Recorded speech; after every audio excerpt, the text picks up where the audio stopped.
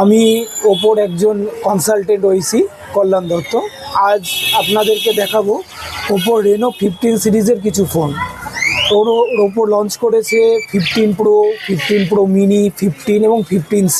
তো আজকে আমি কথা বলবো ওপো রেনো 15 প্রো মিনি নিয়ে। এই ফোনটি হচ্ছে 6.32 ইঞ্চি, অর্থাৎ এটাকে আমরা বলতে পারি বেস্ট কম্প্যাক্ট ফোন।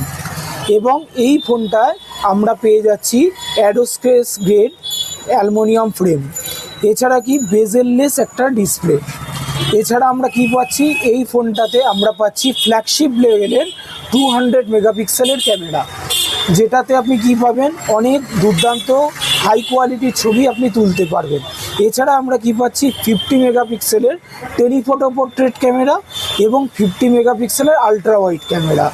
এছাড়া আর কি আছে, এই ক্যামেরার ফ্রন্টেও আমরা পাচ্ছি 50 মেগাপিক্সেলের ক্যামেরা, অর্থাৎ যখন আপনি ফ্রন্টে কোনো ফটো নিচ্ছেন তখন এখানে 100 ডিগ্রি এফওবিতে আপনি পিকচার তুলতে পারছেন, অর্থাৎ অনেকটা বড় অংশ আপনি ক্যাপচার করতে পারবেন, যেটা 0.6x পর্যন্ত আপনি আসবে।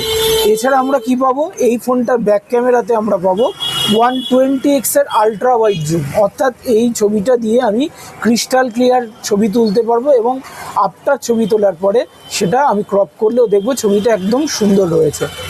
আচ্ছা, এছাড়া আমি এবার বলতে চাইবো ভিডিওগ্রাফির সম্বন্ধে।